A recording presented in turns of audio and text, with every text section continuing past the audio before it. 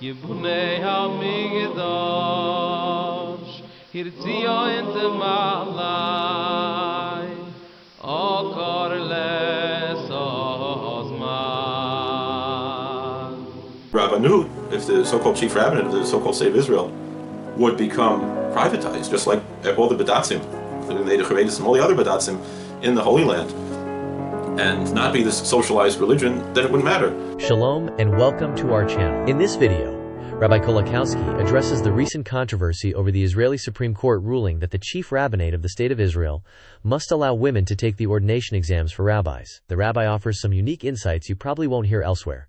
Let's watch. So recently a controversy came up that some people asked me to speak about, and that is the ordination of women by the Israeli chief rabbinate. So the Israeli chief rabbinate said they refused to ordain women,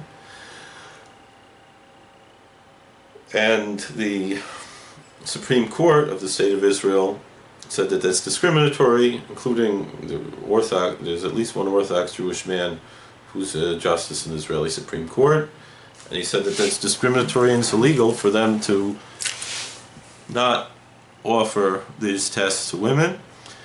And again, doesn't necessarily mean that they're going to function as community rabbis. Not everyone who takes the Rabbanut Smicha test goes to function as a rabbi, but they can have other benefits from this. And Chief Rabbinate is very upset about this ruling, but I think it comes to a totally different issue. Now, on one hand, personally, I don't have a problem with this. There's nothing in Jewish law to prevent a woman from studying this material and being tested on it, and receiving a piece of paper that could help to get certain benefits in the world, including certain types of jobs. I strongly believe and encourage women to be chaplains in women-only spaces.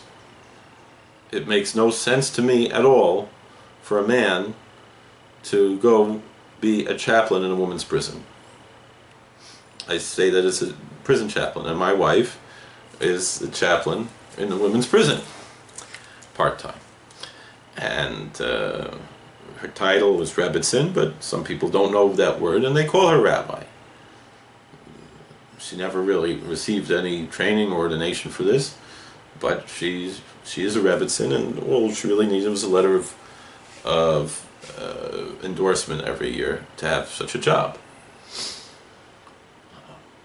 But I strongly believe, and I for years have been open and vocal, that I believe that this is valuable, and if ordination is required in certain areas of chaplaincy, so it should be granted in some form, but not necessarily in the same traditional form that we have. But really the truth is, the traditional Jewish ordination that we have is not really the traditional ordination, like in this week's Parsha, talking about Moses laying his hands upon Joshua. We don't have that anymore. We haven't had that in 1800 years, so maybe longer.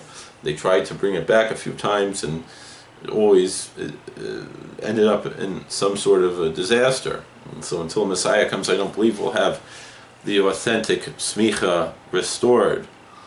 Well, what we have now is a heter harira, basically a license to minister, and part of it is what we call the Rav Umanhik Smicha, which is pretty much a ceremonial titular ordination or license to minister. And I don't see any reason not to give a woman that. Now still, within Orthodox Judaism, a woman cannot function the same way a man can. A woman certainly cannot be a witness to anything that requires a witness. A woman cannot be a dayan and so forth. It doesn't mean that she can't do all the studies that's involved with that. However, I understand there are many rabbinical authorities who particularly understand the Mishnah in Sota that speaks about even though that's really talking about the question of whether a woman can should study Torah as a means of protecting herself from the bitter waters and so forth, and that if by doing so that's encouraging licentiousness. We don't have the bitter waters today, so really that whole issue that's brought there in the Mishnah is a moot point today, but it's often still been understood in many circles to still have this connection. And I'm a big, strong believer in religious freedom, which means also the freedom to be ultra right-wing religious. The religious freedom to say that my religion says I cannot study anything secular, even though I don't believe that to be what Judaism teaches and so forth. And so too, one could have a sincere religious belief that a woman cannot be ordained, even though I personally don't see any issue with it. And with all of that being said, not only that, but a lot of people have a title rabbi and have some sort of ordination, particularly to teach or to be chaplain or something. Many of them are not Talmidei Chachamim anyway, especially a lot from one particular Hasidic sect that sends out rabbis all over the country. Many of them really, they don't even know their own text that they're supposed to study and be, but they're just very excited and they have passion and they do good things. But they do have in their ranks many Talmidei Chachamim. But many of them really aren't. Many of them really just don't know how to learn, and yet they have this title rabbi. But they're doing good things. They're doing what we call kiruv. They don't like that word kiruv, and I kind of agree.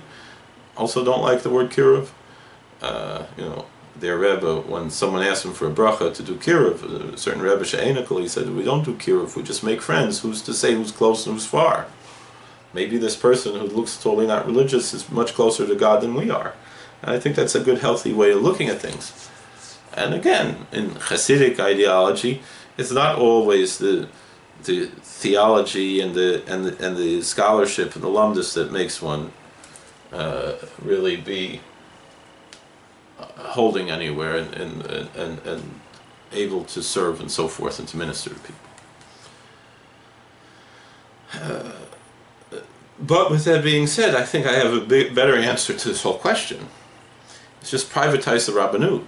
This is an issue because the Rabbanut is the chief rabbinate, so-called chief rabbinate of the so-called state of Israel, is a political entity. And it's also a major part of what gives this state of Israel this claim of being a Jewish state, because they have a religious entity that's part of their government.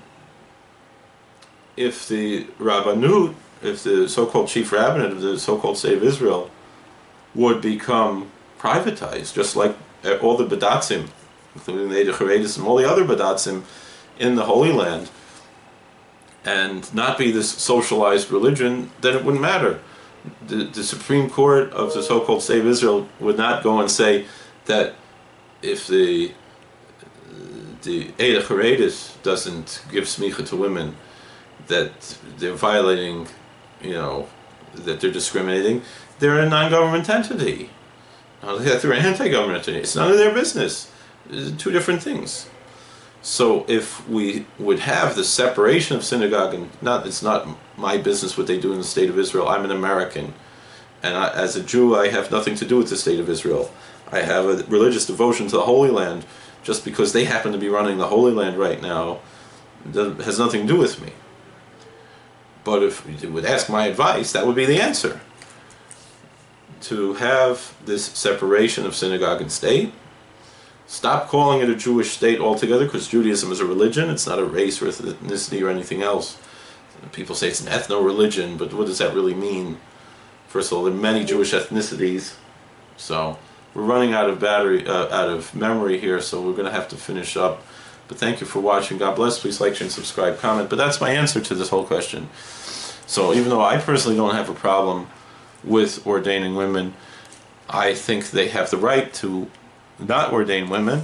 But if they want to do so, they should privatize and just stop calling the state of Israel a Jewish state, privatize the Rabbanut, and we don't have these issues anymore.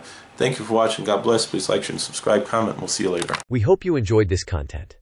This channel has over 5,000 videos, including Torah commentary, podcasts, footage of Jewish and historical events, and much more. We are sure you will find more videos you will enjoy. Please like, share, subscribe, hit the bell button, and comment. Rabbi Kolakowski often makes videos based on questions in the comment section, so you might have a video made just for you. By helping this channel grow, you are helping to spread Torah. God bless. Yibnei HaMikdash, Hirtzio in the Malach.